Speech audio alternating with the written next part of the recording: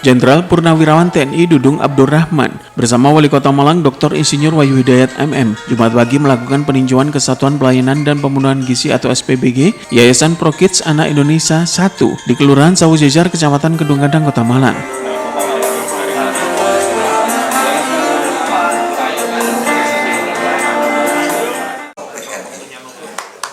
Dan di belakangnya itu ada SEMMMH, panjang sekali. Jadi kita itu kedatangan luar biasa bahwa Jenderal TNI Profesor Dr. Haji Dudung Abdurrahman. Mohon izin, saya kira nggak pantas di sini, Mbak.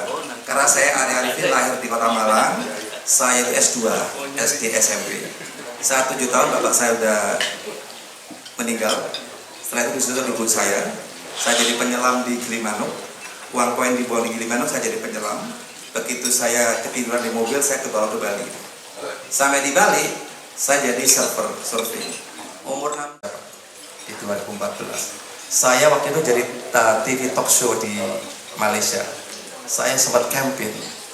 Adalah presiden yang cocok di Indonesia adalah dari TNI adalah Bapak Prabowo Subianto. Tepuk tangan buat beliau. Begitu beliau tidak jadi, saya cari ketemu lagi. Tapi yang terhormat juga Sambois Bapak Wali Kota Wahyu Hidayat, Sam Wahyu panggilannya ya, dan seluruh jajaran daripada KSP dan seluruh jajaran daripada TNI dan para undangan yang hadir pada hari ini, saya ucapkan terima kasih. Mari kita bersama-sama melangkah apa yang disampaikan pada Pak Prabowo, jangan sampai ada satu perut kelaparan di Indonesia. Kalau kita berbicara satu ompreng, budget negara memberikan adalah 10.000. Kalkulasi kalau 10.000 kalau dimasak menjadi 35.000. Itu namanya cost price. Maka dari situ tadi kita tunjukkan bagaimana di IT itu. Kalau dari kelas 1 sampai kelas 4 SD itu kan 8.000. Tinggal kalikan aja. Jadi tidak ada sebenarnya kita untuk harus mengambil di situ. Kenapa? Karena setiap bulan kita sudah dikasih 6 juta sewa. Gitu ya. Ya per hari. Jadi per satu dapur ini saya tidur dapat berapa? 6 juta kali 25 hari. Saya punya 2 dapur karena waktu itu saya merinding melihat dapur keracunan. Di saat pertama kali Bapak TH itu diinterview oleh Bapak RP dan Pak mantan Gubernur BI. Saya adalah ahli untuk menyampaikan kepada beliau. Argumen sama saya sampai tidak menyapa kepada saya. Karena saya banyak tahu katanya tentang itu. Sekarang begini, bicara aja tentang apa? Kita bicara tentang bagaimana kita memberikan makanan. Memberikan makanan gampang, tapi bicara memberikan food safety itu tidak gampang. Kami di training Pak 11 tahun di food safety Pak. So food safety itu mulai dari mana? Rantai pasok. Kalau rantai pasoknya tidak bagus, akhirnya di ompreng tidak bagus, masuk ke perut juga tidak bagus. Makanya akhirnya terjadilah keracunan. Sehingga saya waktu itu dibisikin oleh Pak RP, kamu bisa nggak bikin dapur? Kamu jangan bicara aja gitu. Waktu setelah saya mendampingin Pak Mas Didit ada di Osaka, Tokyo Pak. Saya pulang, izin Pak, saya pulang. Saya bangun hanya dapur ini 45 hari udah berdiri. Saya menggunakan sistem moduler. 45 hari jadi langsung buka. Begitu saya tunjukkan videonya, disitulah Bapak Rahmat Tambudi melihat, benar juga ya itu. Dan saya menghabiskan 3 miliar Pak dapur ini. Nah 3 miliar ini akhirnya apa? Baru tercapai di 80% bicara tentang food safety, tentang bangunan itu harus SLHS tercapai. Dan SLHS itu saya capai 4 bulan Pak baru dapat Pak. Kalau sekarang kita bisa beli Pak, seminggu jadi Pak. 80 juta tertinggi Pak. Saya banyak belajar di mana di situ. Dari Pondok sampai tape sampai busuk jadi fermentasi saya makan dengan apa-apa gitu. Kenapa? Saya pernah kerja di winery membuat wine di Amerika. Walaupun saya tidak minum wine, saya tidak merokok. Saya mempelajari. Ternyata fermentasi itu lebih penting hasilnya kalau diteliti dengan benar gitu. Menghasilkan adalah protein dan energi yang lebih dahsyat. Nah, kalau kita mau ngasih sapi hari ini Pak, di dapur manapun tidak pernah kita di dalam menu omrek itu ada sapi Pak. Karena budgetnya nggak cukup Pak. Tidak ada Pak. Tidak pernah Pak. Saya pernah Pak. Begitu ngasih adalah teriyaki, ya, keriwilan daging itu, tiap hari akhirnya diminta Pak mau itu Pak. Apa itu Irjen Purnawirawan Dini. Ini orang Malang Pak Dini. Arema, Asrem, Mas Cahyo, dan Mas Kerli, Bapak-bapak dan ibu sekalian, mohon maaf tidak saya sebutkan satu persatu. Hari ini saya hadir di tempatnya Mas Arief. Beberapa minggu yang lalu Mas Arief ke rumah saya, kemudian memperlihatkan tentang dapur yang sangat modern, termasuk bahan makanan yang disajikan. Itu tadi yang disampaikan bahwa singkong yang difermentasi kemudian dikombin dengan jamur, itulah yang akhirnya seperti daging. Ya, bukan satu hari motong satu ekor sapi, bukan. Jadi ini bagus lah kalau menurut saya. Makanya saya ingin melihat sejauh mana yang disampaikan kepada saya. Kemarin kita rapat tentang MBG, jadi rapor yang dipimpin oleh Menteri Koordinator Pangan Pak Zulkifli Hasan, dihadiri oleh Mensesnek, Menko Kesra, Mendikbud, Menteri Agama, Bakom, kemudian Menteri Kesehatan, Menteri Pendidikan, dan banyak lagi. Rakor itu sangat serius kalau menurut saya, karena hadir juga di situ Kepala BGN yang baru. Ada satu hal yang menarik bahwa ke depan ini akan ada refocusing, kemudian juga akan ada pembenahan terutama masalah kualitas dapur. Kualitas dapur nanti akan beriringan dengan kualitas makanan. Ya, tidak serta-merta standarisasi dapurnya, tetapi kualitas makanan yang disajikan. Nah, artinya bahwa yang nanti akan dicek kembali adalah hal-hal yang memang sesuai dengan keinginan Bapak Presiden. Tidak serta-merta hanya memberi makan. Kemarin disampaikan oleh Wakil Menteri Kesehatan, Dr. Beni, itu sebetulnya sasarannya itu adalah penurunan tingkat stunting. Stunting ini kalau nggak salah sekitar 21. Di sini berapa perwalian stunting? 21% ya. Sekarang itu secara nasional. Nah, ini harusnya ada penurunan. Apakah makan bergizi ini 1,5 tahun ini sudah berdampak kepada penurunan stunting? Nah, karena usia 0 sampai 5 tahun ini anak-anak yang harus diberikan gizi, ini tentunya harusnya ada proses perubahan. Nah, karena kalau misalnya SMP, bahkan mungkin SMA atau SD, SMP, SMA, itu bukan proses pertumbuhan gizi atau peningkatan tubuh manusia. Tetapi kalau tingkat SD, SMP, SMA ini namanya pemgemukan, kata Wakil Menteri Kesehatan. Ini sangat menarik. Makanya ini nanti akan kita evaluasi sehingga tidak serta-merta berbicara tentang kuantitas. Yang penting banyak-banyakan dapur, tapi kemudian nggak ada manfaat. Ini Bapak Presiden menyampaikan kemarin, saya diundang makan siang, bahwa konsentrasinya adalah pemenuhan gizi yang betul-betul yang nanti 10, 20, 30 tahun ke depan ini menjadi dewasa yang memang akhirnya berkualitas karena memang dari pasokan makanan yang bergizi. Ini yang diharapkan sebetulnya oleh Bapak Presiden. Ya, tidak serta-merta kemudian dibesarkan dapur yang kemudian akhirnya terjadi negosiasi yang penting dapur banyak, yang penting ada balik kanannya. Nah ini yang sering terjadi. Mudah-mudahan dengan keputusan Bapak Presiden yang akhirnya ini akan diperbaiki dengan dapur-dapur yang lain. Saya kemarin mengecek di Jakarta, dua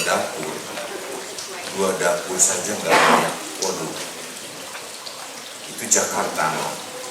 Rupanya di Malang ada yang sangat bagus. Nah harusnya bisa muncul. Nanti mohon Pak Wali didorong juga pemerintah daerah, karena kemarin pun dibicarakan bahwa tidak serta-merta BGN itu mengelola secara mandiri. Harus ada keterlibatan kementerian maupun pemerintah daerah. Jadi kalau pemerintah daerah itu berarti dinas kesehatannya, kemudian transportasinya, bagaimana dinas pekerjaan umumnya dalam proses pembangunan dan sebagainya. Tidak serta-merta sekedar mitra saja yang kemudian sesupaya sendiri membangun, tidak sesuai dengan standar. Nah ini nanti keterlibatan pemerintah daerah pun harus serius memantau atau melihat sejauh mana perkembangan dalam BGN.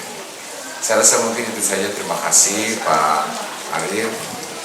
Luar biasa kalau saya lihat disajikan di sini, sehingga nanti ini akan saya bawa ke Jakarta sebagai percontohan, sehingga ini mudah-mudahan akan dijadikan pegangan. Dan aplikasi tadi sangat menarik menurut saya. Dalam peninjauan ini, Kepala Staf Kepresidenan atau KSP Jenderal Purnawan TNI Dudung Abdurrahman melihat langsung prosedur penyajian makan bergizi gratis di Satuan Pelayanan Pembunuhan Gizi atau SPBG Yayasan ProKids Anak Indonesia 01 Kota Malang. Ini sangat bagus. Ini kalau seluruh Indonesia bisa di-upload masalah ini luar biasa, sehingga tidak ada yang bisa bermain-main masalah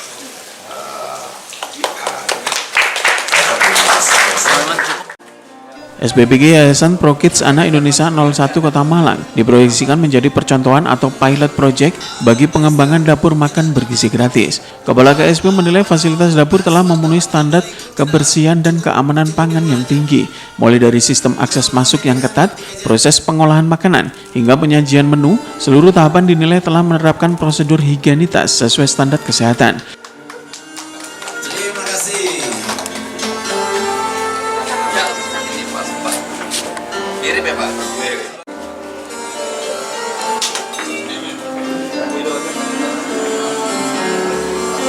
Oke, 1, 2, 3. Lagi 1, 2, 3. Oke teman-teman, cukup. Terima kasih. Kita lanjut. Saleh belum kesini ya? Iya Pak. Sama Pak Pangdam Pak. Oh.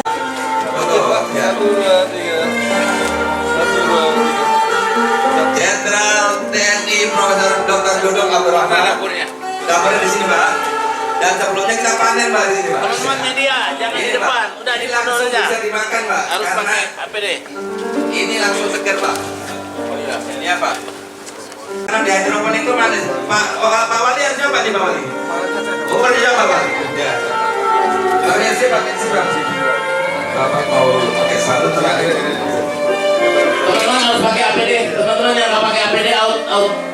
Teman-teman nanti yang out nggak boleh masuk. Selain itu, dapur juga dinilai telah memanfaatkan teknologi digital untuk mendukung penyusunan menu sesuai kebutuhan penerima manfaat. Tak hanya dari sisi pengolahan makanan, sistem pemantauan operasional dapur juga disebut telah terintegrasi secara digital. Mulai dari aktivitas karyawan, proses belanja bahan baku, hingga pengawasan pelaksana pengolahan makanan. Fasilitas pengolahan limbah atau IPAL juga dinilai modern dan memenuhi standar. Hasil peninjauan kali ini akan menjadi bahan rekomendasi bagi Badan Gizi Nasional dalam pembenahan dan pengembangan dapur MBG ke depan.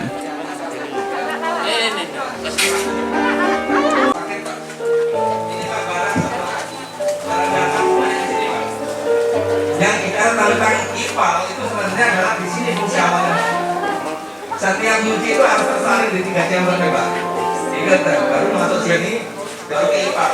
Yang namanya IPAL hanya penampungan air. Di sini kelihatan gudang kering, Pak. Ya, gudang kering semuanya ber-AC, Pak.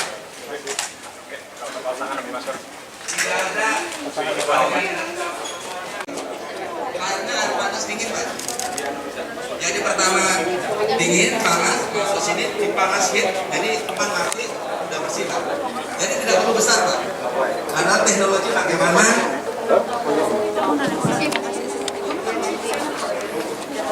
Oke, Pak. Lalu apa?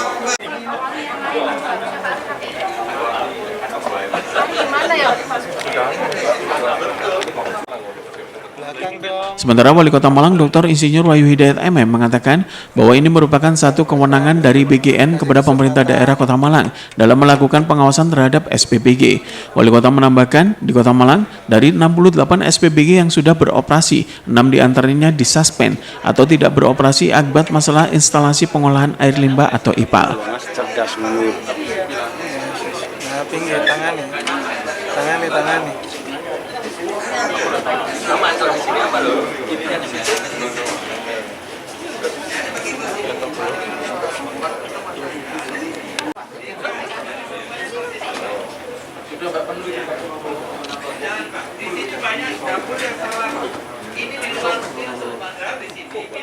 Kedepan kehadiran SPBG dengan memenuhi standar tinggi dari Badan Gizi Nasional BGN dinilai penting guna memastikan program makan bergizi gratis tidak hanya aman dikonsumsi, tetapi juga mampu mendukung peningkatan kualitas gizi serta tumbuh kembang anak menuju Indonesia Emas.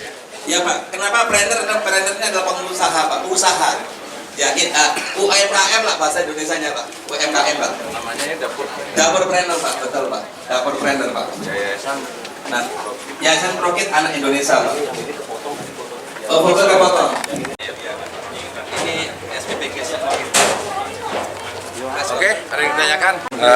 Sengaja saya datang ke sini mau melihat sejauh mana dapur yang menurut banyak laporan kepada saya bahwa ini dapur ini sangat higienis, sangat bersih dan standar yang diinginkan dari Bapak Presiden. Setelah saya melihat dari mulai masuk ini ketat betul, tidak sembarangan orang bisa masuk ke dalam karena memang ini sangat dijunjung tinggi masalah kebersihan. Kemudian yang kedua dari mulai proses masak pun dari mulai tenaganya, alat yang digunakan, termasuk dari dalam proses masaknya ini juga sangat higienis. Kemudian dari proses penyajian pun sama. Jadi semuanya betul-betul menggunakan APD yang sesuai dengan standar kesehatan. Kemudian sekarang menu. Kalau saya lihat menu, dia sudah menggunakan sistem dari digital. Artinya sudah sesuai dengan kalau misalnya keinginan jadi penerima manfaat itu sendiri. Jadi anak-anak misalnya, Pak, saya kalau nasi di rumah juga ada, dia menyiapkan burger. Nah, burgernya itu justru bukan dari daging, tetapi dari singkong yang kemudian ya microprotein yang difermentasi dengan jamur ya. Betul. Dan ini rasanya tadi menurut saya lebih enak daripada daging. Dan ini nilai proteinnya lebih tinggi ya. 50% lebih tinggi dari daging. Kalau seperti ini saya punya keyakinan tidak akan ada keracunan. Ya artinya ini akan saya bawa juga ke Jakarta untuk saya sampaikan kepada kepala BGN agar ini dapur Brenner ini menjadi standar untuk dapur-dapur berikutnya. Yang lebih baik lagi adalah di sini dapur ini bisa memantau pergerakan, monitoring bagaimana karyawan, termasuk termonitor proses belanja, termasuk proses pelaksanaan kegiatan di dapur itu sendiri. Sehingga kalau terjadi penyimpangan juga ini bisa kelihatan. Kemudian masalah amdalnya ya, IPAL-nya juga saya lihat sudah udah sangat modern sehingga ini memenuhi standar. Ya mudah-mudahan ini akan menjadi pilot project ya sebagai contoh untuk dapur-dapur yang ada di beberapa daerah. Ini menjadi penting bagi saya datang ke sini karena memang setiap ada permasalahan keracunan dan sebagainya ini yang sangat memperhatikan bagi kita. Dan ke depan BGN akan ada pembenahan dan yang lebih penting lagi pesan dari Bapak Presiden. Tidak sekedar hanya memberi makan, tetapi betul-betul punya nilai gizi yang nantinya akan berpengaruh kepada pertumbuhan otak anak-anak sehingga 20-30 tahun ke depan menjadi anak-anak yang cerdas, yang berkualitas untuk menuju Indonesia emas. Itu yang pesan dari Bapak Presiden. Di sini nggak bisa mengevaluasi karena bagus sekali. Tinggal nanti saya kan pernah di Jakarta juga mengevaluasi. Nanti saya juga akan melihat dapur-dapur yang lain.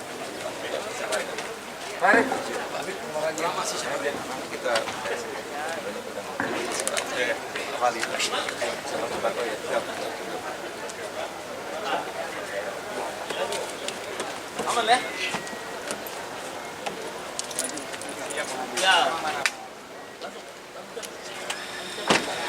Kancil, cakra. Mari, makasih Pak. Siap, iya, sudah saya siapin Pak. Iya, oke Pak.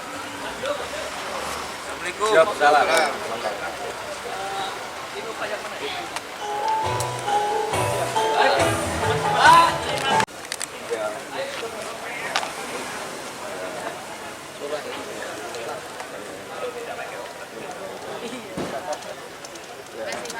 Di Kota Malang Pak, peran Pemda sendiri. Ya, ini sudah jadi satu kewenangan yang harus kita lakukan karena sudah ada perintah untuk lebih intens mendampingi, membina, mengawasi terkait dengan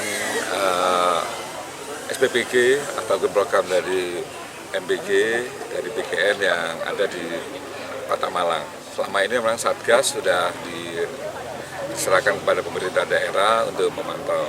Tapi kewenangan yang sudah diberikan saat ini sudah lebih leluasa kita untuk bisa memantau, membina, dan tentu kemarin juga kita sudah ada 6 yang kita suspend untuk terkait dengan IPAL.